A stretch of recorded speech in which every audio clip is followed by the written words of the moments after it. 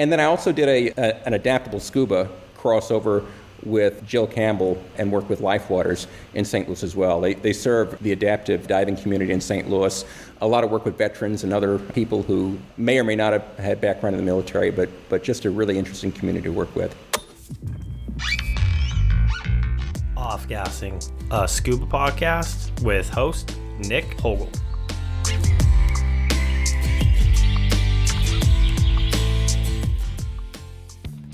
In this week's episode, I interview Bjorn Loftis, a technical instructor who began teaching in Missouri before relocating to the Lone Star State. I speak with Bjorn about his journey to becoming a scuba instructor, Missouri caves, Florida caves, adaptive scuba, and the friendships he has made over the years. I hope you enjoy. Bjorn, how are you doing tonight? Great, sir. I'm doing really well. Thank you. Awesome. So the first question I usually like to ask is, tell me about your first breath underwater. What led you into getting a certification, that whole first experience? Okay, great question. So my first breath underwater was at Bonne Terre Mine in Bonne Terre, Missouri. I went into the dive shop that owns that. I used to do marathons and triathlons, so I needed a bit of aqua seal to fix a thumbnail tear in a wetsuit. And I went in the shop, and the shop owner was a good businessman. He was like, well, are you a scuba diver? Your birthday's coming up. Oh, you should get certified. So he reeled me in and did the open water class at a local pool, and then went to Bonne Terre Mine. Bonne Terre Mine is a unique environment. I don't know if you've ever had a chance to dive up there, but it's an abandoned lead mine. I think it ceased operation in the 60s, 61, 62, somewhere around there. So it's 57-degree water, 100-plus foot viz, and just a really, really unique site to dive in. It was a neat place to do my first certification or training dives. Okay, I've heard of it, and one of the local shops in Texas was doing a trip, but I never got to make it, but it was definitely one of those destinations that I wanted to go into. So from there, were you instantly hooked as soon as you got underwater? Like some people, it's kind of like, I don't really like this, but they still continue, or was it just love at first breath? It was a good experience. I enjoyed it. I had to work past equalization issues. My ears were tight. Worked through those issues and did the advanced open water class. And Missouri is kind of a neat environment because we have caves, really nice diveable caves, within 90 minutes of St. Louis, which was where I was living at the time. So I had the idea that I could, eventually train up and dive locally, and that's pretty much what I did.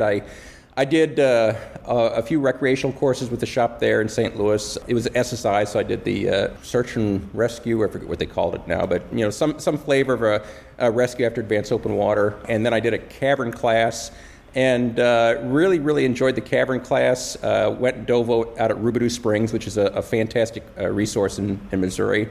Neat cavern. And then had the opportunity to get cave training shortly after that with Ed Pavey, who was a local instructor back in Missouri at the time. Actually won an intro to cave class with him at the NSS CDS conference, Midwest conference they had in Missouri. So did intro training with him, eventually did full cave, and just really enjoyed the experience I had in Missouri. I had some dive buddies I met through the cave diving. Bob Bost was interested in doing a rec class, advanced rec class with Chatterton, so I had an opportunity to go up and do Chatterton's advanced rec class up in the Great Lakes, and that was just another great experience. The recs in the Great Lakes are fantastic, well preserved, so I did that. Are you born and raised from Missouri? Yep. Grew up in St. Louis my whole life. Really just moved down to Texas, I guess it was back in 2019. My wife works for federal government, and she took a position down here in Dallas, so I moved with her. Oh, okay. Getting into the cave courses and overhead environments, once you started that, did you just know that was the direction that you were going to head into? It was a convenient resource. I mean, in Missouri, I can't get to the ocean very easily, the Atlantic, Pacific, anything like that, or even Lake Michigan as a haul. Anybody can do a 90-minute drive to a cave on a Saturday morning. So it was just convenient. that I had Rubidoux Spring so close, a Cannonball Cave. There were a bunch of quarries for drills and other practice. So there really was a nice diving and tech diving community in St. Louis and around that area. It was just a great place to start training there. Awesome. And how was I don't know if you want to speak a little bit more about taking a course with Chatterton, John Chatterton, correct? That's his name? He is a fantastic storyteller, an amazing diver. It was a really great class. John has been doing wreck diving since 80s and 90s. I mean, just some amazing work on the Doria. You'd see him back then. They dive. I assume it was air. It wasn't trimix back in the 80s, and he'd be going through a stairwell at 250 feet, the Doria on its side, so he's going through a zigzag and just doing dives that I couldn't imagine doing on those sort of gases back then. So he was an amazing diver, very accomplished diver, great record, and his class was equally good. He would illustrate the points he was making in the advanced rec class with the real stories, as opposed to just some sort of bland generic thing. So a very personable individual. Really enjoyed that course with him. I did that class, and then later on I did the hypoxic trimix, the TDI trimix course with John as well, and really enjoyed both classes. What was the path that started into becoming an instructor? Was it something that you knew early on, or kind of just progression? What's the next course, and then why not become an instructor? So I'd already done a lot of tech training, hypoxic trimix, open circuit, full cave, and advanced rec, and I enjoyed the tech diving, but I wondered if I couldn't make the diving a little bit more practical as opposed to just being an entertainment, if there was something I could kind of give back to the community. Thinking about some of the good and bad experiences I'd had as a student, looking for opportunities to kind of respond to that or make a difference in students' experiences. So I started with a dive master class at Waikiki Divers, and that was a good experience. It's a good shop in St. Louis. Did a lot of recreational work working with other instructors as a dive master.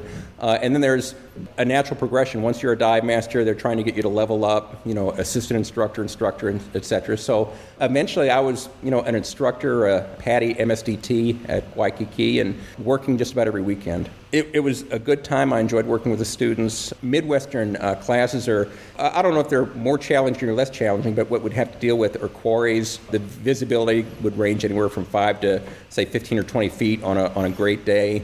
Below the thermocline, you're dealing with 42-degree water. So lots of interesting challenges working with customers in a fairly difficult or really challenging environment compared to the Caribbean. I did that for a while, and then eventually I did two interesting things with the instructor work. On one side, I went and did a PADI Tech Deep, and at the same time did a crossover to TDI with Jeff Laughlin, who used to be an NSSCDS training director, and that was a great experience. And then I also did an adaptable scuba crossover with Jill Campbell and work with Lifewaters in St. Louis as well. They serve the adaptive diving community in St. Louis. A lot of work with veterans and other people who may or may not have had background in the military, but just a really interesting community to work with. That kind of takes me up to more or less starting to do tech instruction and working with the adaptive community, which is, those are probably the biggest activities I do as an instructor now. I'll still do some recreational work, but I really have a lot of focus either on the tech community or on the adaptive scuba community. Oh, okay, that's awesome. I know there's a program. Do you make it down to Austin much? I do make it down to Austin. I teach at Lake Travis pretty frequently. Who are you thinking about down there? Tom's Dive and Swim, they have an adaptive program over there, so I didn't know if you'd ever worked with them at all. No, I haven't partnered with that group. I still do referrals from Lifewaters, which is primarily based in St. Louis, but they've got instructors in a lot of different cities. But here in Dallas, mostly I work with Adaptable Scuba. We've got a pretty active group here in Dallas that serves the community, so that's where I spend the bulk of my time here. They do HSA and SDI. Okay.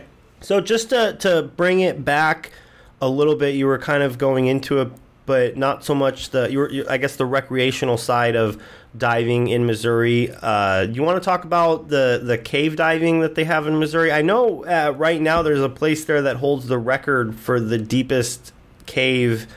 I don't know if it's I don't know the exact stats, but I want to say that it's one of the deepest, if not the deepest cave in the United States.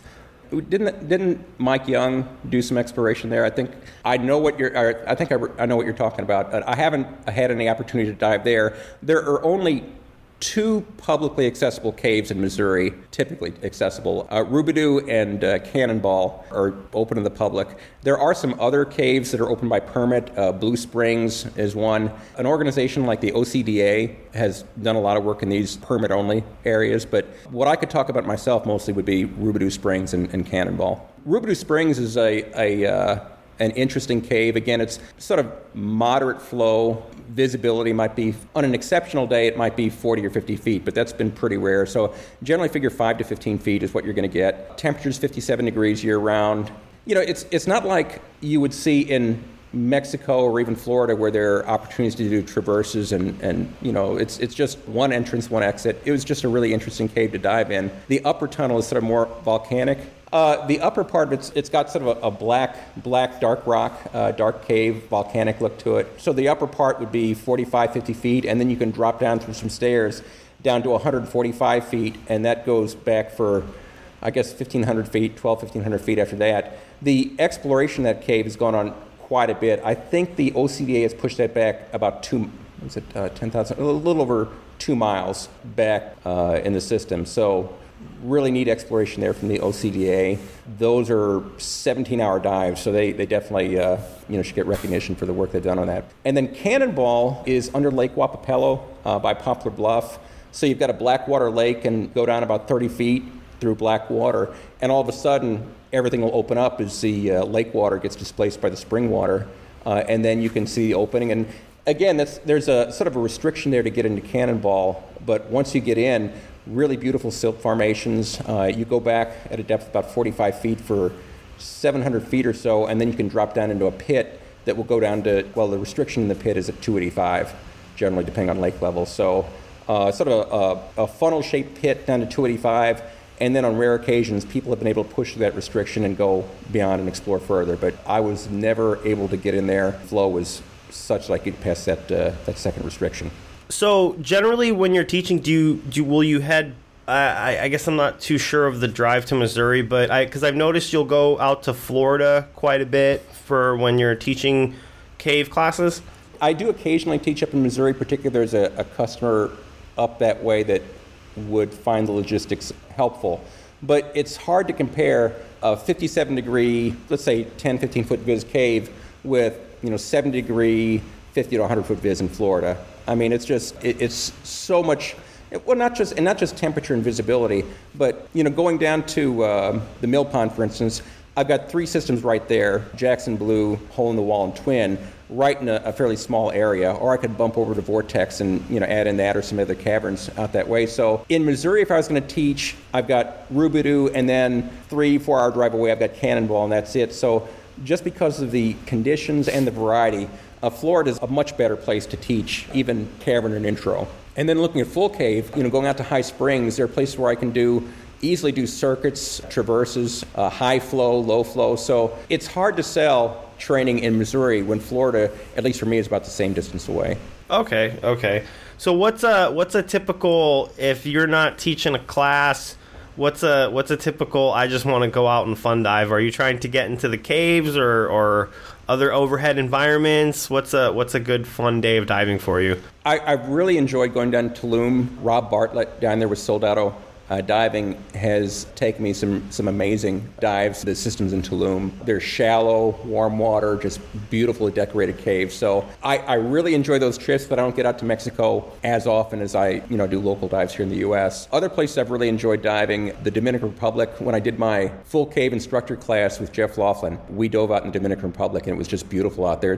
It's like Mexico, but it's not as commercial yet. You don't need guides everywhere. There's not somebody at the entrance of the cave looking for a fee. So it's just a really, really nice place to dive too. So my favorite diving when I can get out there is probably in the Dominican Republic or in Mexico. But I enjoy the Great Lakes diving. I've enjoyed diving off North Carolina. There's some wreck diving I did there. So really, I like a variety. I'll do all kinds of diving. Just depends on what's available in that area. Okay. When you normally cave dive, are you in back mount doubles, side mount? What's your go-to configuration? When I started, I was a back mount doubles guy. Eventually, I went on and did side mount, and it's just a super convenient way to. I'll go ahead and illustrate. So Cannonball Cave, you've got to walk down a pretty steep trail down to the water's edge, about 100 yards, and it's just so much nicer carrying one tank at a time as opposed to being suited up in a dry suit and then marching down with your back-mounted doubles on. It's brutal. Actually, a lot of places, the terrain can be kind of challenging. You're getting either down to the quarry or the reservoir or the cave system. It's just logistically easier in side mount. So I've come to really appreciate side mount. I did a AP Evo, and that was okay-ish, but I've really come to enjoy the Sidewinder as a CCR side mount tool. So like when I go down to Mexico, I can go down there and do a 3-4 hour dive on closed circuit, in a side mount CCR configuration. It's just a fantastic way to see the systems and not feel as rushed as you would if you were open circuit. Awesome. So you dive the Sidewinder? I do dive the Sidewinder. I've really enjoyed that. Okay, cool. Do you teach rebreather or no? Everything I do is open circuit right now. I've been looking to get into teaching CCR. And there's a whole process that goes along with that. I've been talking to Doug Ebersol, Ed Pavey, and Patrick Widman about what would be necessary in order for me to get into that space. What I see here in Texas and North Texas primarily are Choptimas. I see some Horizon, but I really would like to represent sort of a different style of CCR diving here. So over the next year, I'll be looking at kind of marching through the process of getting into closed circuit instruction too. Initially it's just like a mod 1, but then we'll see how things progress after that.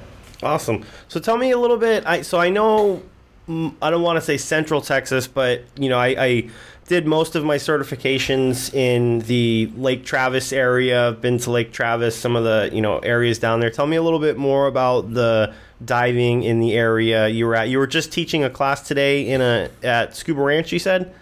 The Scuba Ranch is a 65-foot spring-fed quarry near Terrell, Texas. The viz is variable. This winter we had 15 or 20 feet sometimes, but particularly after a weekend of open water instruction, it can be pretty bad. So when I got up this morning, it was about 3 foot. Pretty good thermocline at about 17 feet. So on the surface we had, in the 70s, and down below that it felt low 60s. So it was, what do you have to see in an environment like that? A turtle, bluegill, the occasional snake. It's still a fun place to dive.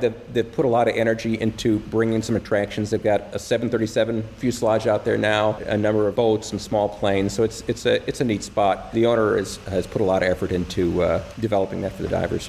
Awesome. Yeah, I'm kind of bummed that I never made it out there. It was just really easy. I was about a 30-minute drive from Lake Travis, and generally I was working on Lake Travis throughout the week, so it was just super easy for me to always get out there, and it kind of deterred me from getting to other places in Texas. Occasionally I would make it out. I haven't been to Scuba Ranch. I've been to Athens, been to Blue Lagoon, Stillhouse Hollow, some of those other places. Yeah, and oddly enough, I somewhat kind of miss that low vis sometimes, just that dirty water. I don't know why. It just kind of brings me back home sometimes, just because I did most of my certifications there in Lake Travis. So did you ever make it out to Spring Lake, San Marcos, or how do you say it, Balmorhea?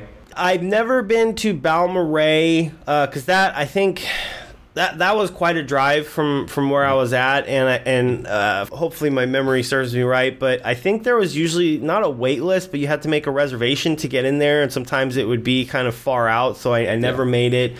I never made it to the missile silo, which is a big regret that I have. Right. I know I have a group of friends that just went there not too long ago. And Spring Lake, yes, I have been to Spring Lake. I actually completed my open water course there, most of it. Oh, awesome. And yeah, it was it was so for some reason, I didn't know much, but when I first got into scuba, I went and took my open water class. It was the middle of December, and I didn't know what I was thinking, like, oh yeah, let's go take a open water class in the middle of December. Luckily, they're like, yeah, we could go to Spring Lake. It's 70-degree water year round. And we get there, I think it was the second day of open water. I can't remember if it was the first or second, but the surface temperature was, I believe it was in the 20s. It was frigid, freezing cold, and you could see the steam rising up off of Spring Lake. And I just remember being like, what am I doing here? But when you jumped in, it felt like a warm bath because the temperature difference was so great. And yeah, it was absolute wonderful memories from there. And I probably dove it a few more times after that, helping out with classes, because you can't recreationally dive there. You can go there and take a class. I can't think of it off the top of my head. I think they call it the DAC program. Do you have that certification?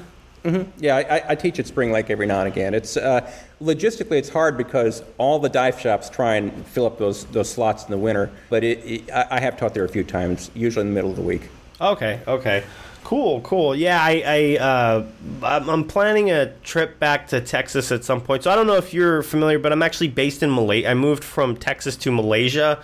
So I'm out here, and there's definitely really good diving around me, but there's no good diving where I actually live. I don't know if you're familiar with Penang, Malaysia, but and I've even tried to convince people, like, let's just go out. Like the low visibility doesn't scare me, but I get it.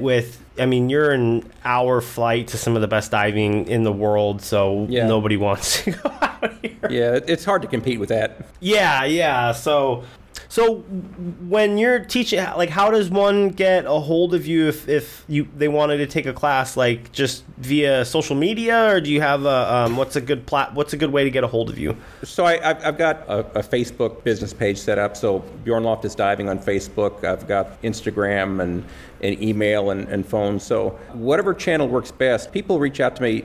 Generally, people either reach out on Facebook or one of the other social media channels.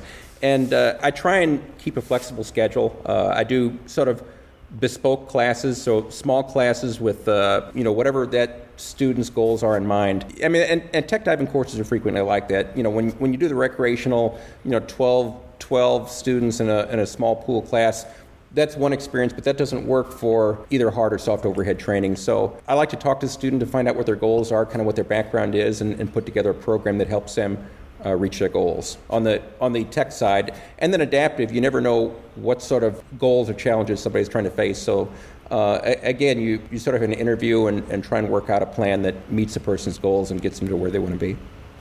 Cool. So with the adaptive, do you want to go a little bit more into that? Like what goes all into teaching that sort of thing? Like what person could take a course like that? Well, obviously that's kind of a dumb question, but what goes all into teaching like that? Not at all a dumb question. So I do through SDI and HSA, but I'll talk about things through SDI because that's where I've spent the most time in that domain. As an adaptive instructor, basically you're trying to accommodate students who either have a challenge, either rescuing themselves or rescuing another buddy. If you think about the open water program, there are self-rescue skills. So a cramp release or a CISA would be an example of how I would rescue myself. Orally inflating. These are things that you do to take care of yourself. And then there are situations where you rescue another. Maybe doing a tired diver tow or donating air if another diver was out of air. So if you're not able to demonstrate those skills to mastery in a regular open water program, we can't certify you because these programs are mastery based. And for instance, if you can't do a CISA in the PADI program, I can't certify you as a PADI open water diver because that's a requirement of the certification. But in an adaptive program, either through SDI or through HSA, there are accommodations we can make. For instance, as a SDI ability diver, you could be, for instance, if you're able to rescue yourself but not able to rescue somebody else, we could add a scuba ability buddy to kind of help make this possible. I could certify you even understanding, for instance, that you couldn't do a CISA. But if you could do all the other skills, maybe we could get you certified as, say, a DB1 or a DB2 and get you the resources you need in order to, take the trip to Cozumel or do something else. So instead of a two-person buddy team, trying to make this concrete, maybe we need a three-person buddy team in order for it to be a safe experience for that particular group. And these certifications, for instance, on one particular day, a diver, based on their performance, may be able to rescue himself but not able to rescue others. Later on, as their condition changes, maybe things improve and they can just dive with another buddy, or if things change in a different way, maybe we need to add additional resources, and it needs to be a 3-person team. For instance, if you've got somebody who's a para or a quad, those can be challenging clients to have in the water. So you would need maybe 3 people in order to have a dive successfully look at. You need to make sure the airways are controlled. Like if you've got somebody who's a paraplegic who can't rescue themselves or others, you need to be very careful to make sure that they have a good experience in the water and it's not dangerous. But yeah, it really just depends on what that person's situation is. I had one Scuba student who eventually went on and became an instructor though. So people are able to do some amazing things. One of the people I work with in Dallas here is a dive master. And so he was able to actually, I believe he's a PADI dive master, so he was able to not just do the open water work, but he's actually able to do like the Rescue 7 where you're able to strip an unresponsive diver and exit him from the pool. I mean, it's just amazing what he could do, and just using basically the resources from the waist up because he was paraplegic. So that's really great information. So when you are teaching programs like that, do you have resources for people that want to travel? Because like just thinking of like going to some of these remote places, I wouldn't think that they would be, it might be a little bit difficult for them to travel. So do you have like places like, oh, you could go here, they will accommodate adaptive diving, or how does that work out? Like instead, I just finished up my course, I want to go and travel, where can I go? I would refer people back to Carrie Ann Melendez, who's the president of Adaptable Scuba, because I tend to do instruction. That's where I fit into the program. But they will organize trips. They did a trip down to Cozumel. They've done trips down to Florida.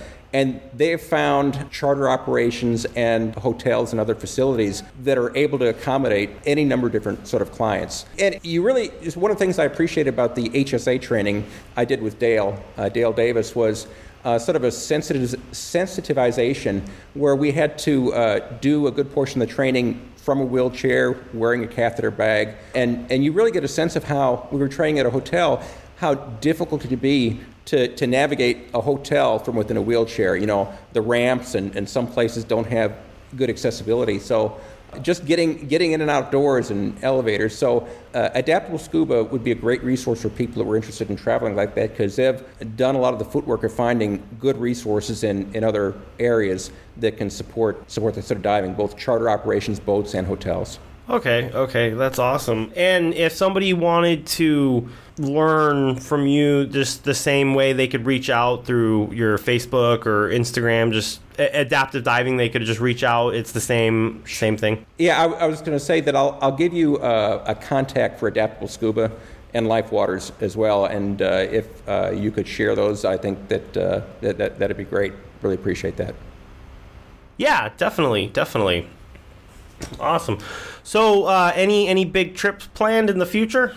It's going to be a busy summer. I've got a full cave class in High Springs I'm leaving for on Friday. In July, I've got a normoxic trimix instructor course lined up with a buddy of mine, another instructor from Missouri. Hopefully there's going to be an ITW in August. So I've got a full dance card. So those are like the big events. And then I've got classes running all through there, either here in Texas or down in Florida. So I'm keeping busy. Okay. No fun diving trip for you? I mean, I know it's all fun diving, but no fun diving? What I try and do, I try and get down a little bit early or stay a little bit late. So when I go to Florida, I guess on the 8th, the class starts on the 11th, so that gives me a day, maybe 2 at the beginning to do some fun diving. So I might hit the mill pond on the way down, or maybe I'll do some diving at Peacock, and then maybe on the back end too. So I try and, I've got to take care of the clients' programs, but I try and tack on some fun at the beginning or the end. Okay. Are you just solo diving, or? In Florida, there are a lot of places where you can't solo dive, but there'll be some friends of mine down there, either other students or some instructors I've worked with in the past. So I'll find some buddies down there. Or if I'm at Ginny, you don't need a buddy at Ginny if I have an opportunity there, but figure something out. Awesome. I usually end off with the last couple of questions. What would be a piece of advice you would want to give yourself fresh out of open water, you're just ready to go tackle the scuba world. Probably the same advice for either an instructor or somebody who's trying to do bigger dives. You want to be proficient at your craft. So as a dive professional, people are paying me for hopefully professional level skills. So if I come to the table and I'm sloppy or not delivering this sort of instructional experience that student's paying for, it's unprofessional on my part. And as a diver who is doing sort of bigger dives, I mean, so you're really passionate about diving and you're interested in doing, cave, advanced rec, or, it could be any number of different, CCR, whatever your interest is. You want to do a lot of drilling and practice to do that safely. We just had a fatality at Jackson Blue last Friday. And, I hope that I never hear about any of my students getting in trouble or having, having that sort of situation. So what I try and convey to students during the class is just have a certain humility, practice, get really proficient with your skills so that when you're doing those sort of big dives, you're in a place where you're prepared for that and can handle the different things that come up. I guess a quote that Chatterton had was there are big dives and there are training dives. And there better be a whole lot more of one than the other. So that'd be the advice I give. Just get really good at what you're doing because there are consequences, both as a professional and as a serious diver. Okay, no, that's great advice. That's absolutely amazing advice. And then last question: what is the highlight of your diving career? Best dive? What's the coolest thing that you could say you've ever done? Like top, 3 dives, top 2 dives. What's the top one? So it wasn't successful in the sense that I got to dive the Doria, but I attempted to dive the Doria and I made some great dive friends during that experience. So Wendy and some other people were on the boat there, the John Jack. We got to the Doria, but we didn't get to dive on it. So those friendships have persisted on. And Wendy introduced me to Rob, an instructor down in Tulum, and I've had some really amazing dives with her and him down there. So I'm trying to think of like a single dive experience that was just amazing and phenomenal. The diving down in Mexico stands out as being really beautiful, but I guess, what I'd call out is there have been some trips I've been on where I've just, met some really phenomenal people, and those friendships have kind of stuck with me, and we've gone diving and met up again time and time again. So I struggle to think of like one dive that really stands out, but instead kind of think about some of the friendships I picked up along the way as we go to these dive sites and do the diving and then come back and meet those people over and over again and, have dinners and do more diving together. I feel like I might have missed this question, but I can't think of any one dive that was just so amazing that it kind of overwhelmed everything else. No. That's a great answer, though. I love that answer is because the friendships that we make in diving, I have friends that I've met on a boat, for those 2 dives that I still chat with today, and I think that's huge. I think that's a great answer, and to be honest, that's one of the biggest reasons why I wanted to start this podcast is because that's one of my favorite things is when you get to the boat or the dive site and you're just hanging out and meeting people and talking about scuba diving, and that is such a big part of scuba diving, and I think that's an amazing answer. So no, you hit that one right on the mark. So I want to thank you very, very much for coming on to the podcast today. I had a great time, and hopefully you had a wonderful time. Nick, I hope if when you make it back to Dallas, drop in sometime and maybe we'll get a fun dive in. I'd enjoy meeting in person, and we can talk more then. Yes, definitely will. I definitely will.